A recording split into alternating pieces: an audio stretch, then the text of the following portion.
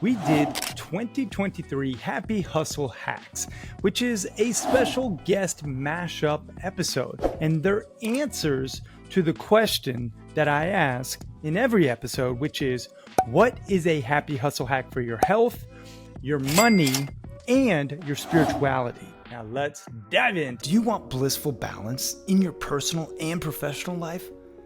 Great. What's up, guys? My name is Carrie Jack, and I want to help you happy hustle a life you love, one full of passion, purpose, and positive impact. I'm a lifestyle entrepreneur, a professional model / actor, a digital marketing specialist, a podcast host, author, a biohacker, an eco-warrior, a martial artist, a hippie cowboy, and a humanitarian. My goal is to educate, inspire, and entertain you to live a life of passion, purpose, and positive impact. It is time to happy hustle your dream reality.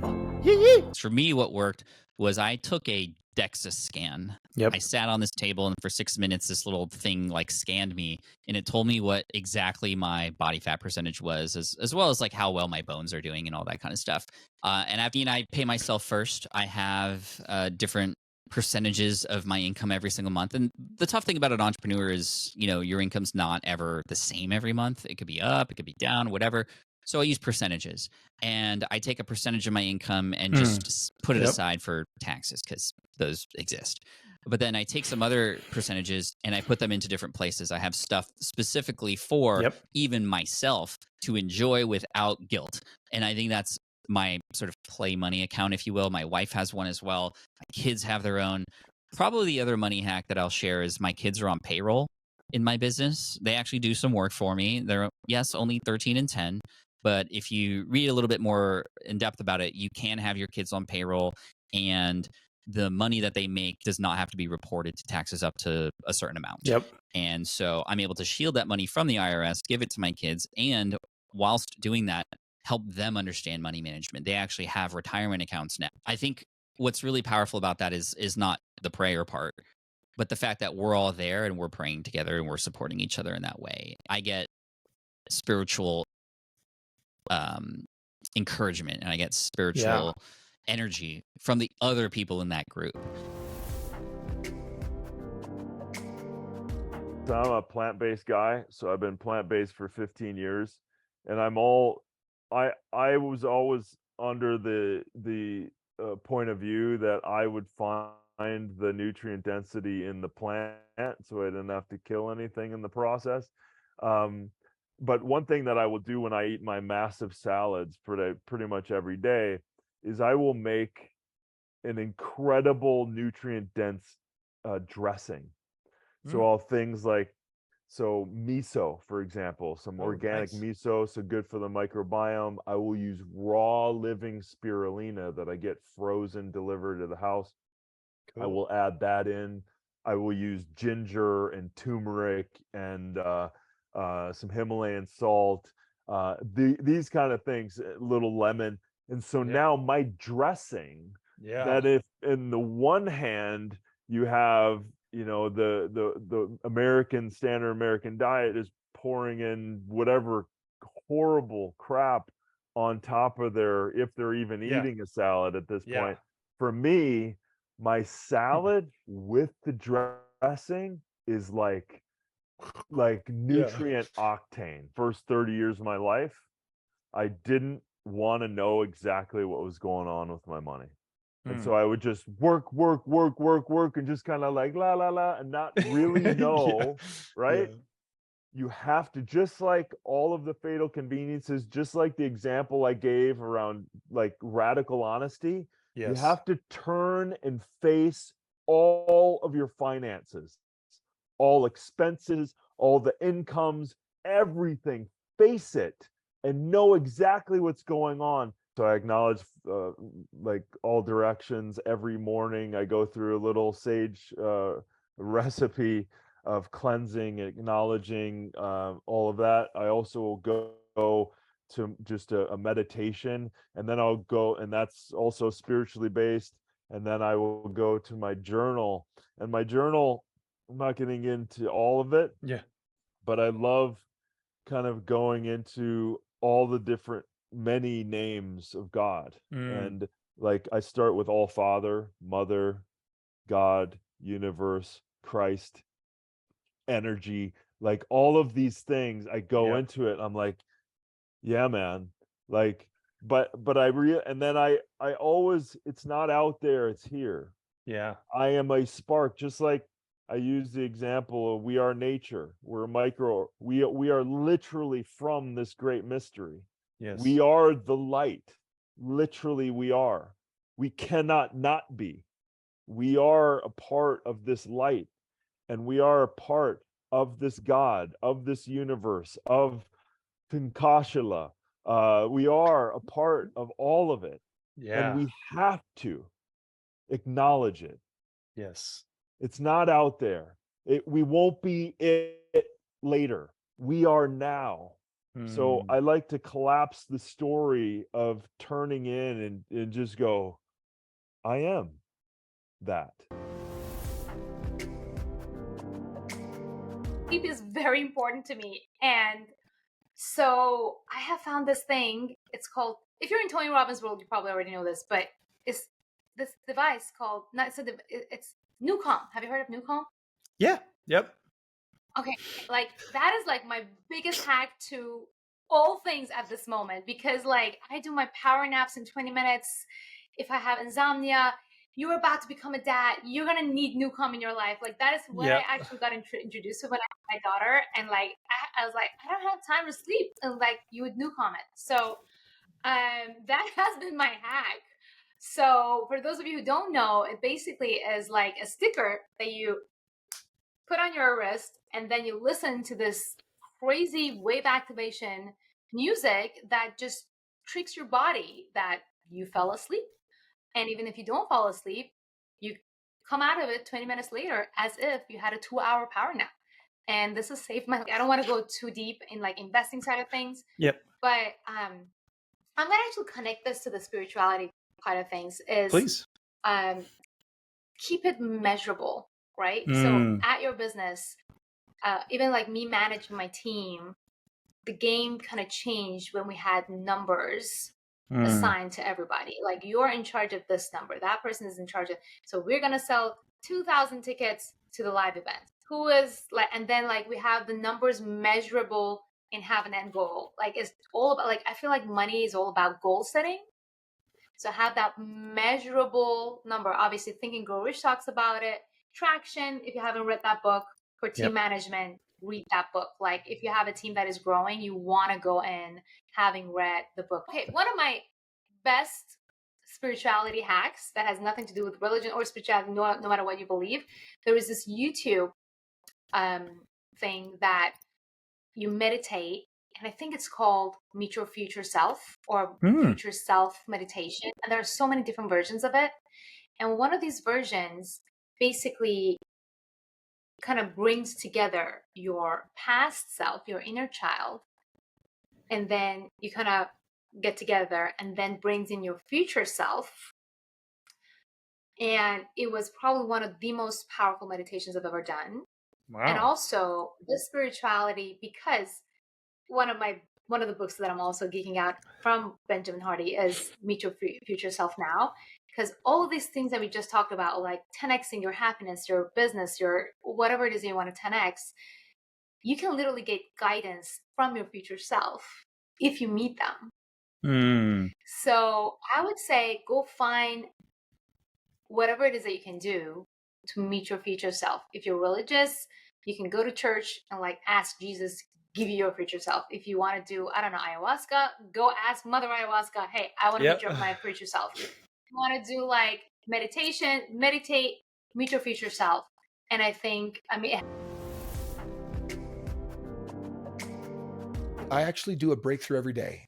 And so part of my morning routine is I will ground, close my eyes, and ask, what's the number one limiting belief holding me back? I listen, something emerges. I then judge the snot out of it because it's not good for me. And then I intentionally replace it with something positive and happy. And it's literally a happy hack for life. So, you know, the belief today might come up that that I can't do this one project. And I'm immediately going to turn around and say, of course I can. I'm very against accumulation. The only purpose of keeping money in the bank account is to moderate a peace of mind. And so I challenge people to find out how much they need for that peace of mind. It shouldn't be 100,000 or $1 million or millions of dollars when your net worth is under $1 million. And what that means is get that money in the account, give yourself peace of mind, and everything else invest. And don't put it all into one thing. If you give your business your time, don't give it your money. Use your money to invest in another business. Make sure you've got real estate in the backdrop. And the book really kind of goes through the 5 places where I stash cash. But that's the big thing is, how much money should you have in the bank? Well, there's probably a logical amount for your sleep well at night account. That's what I call it.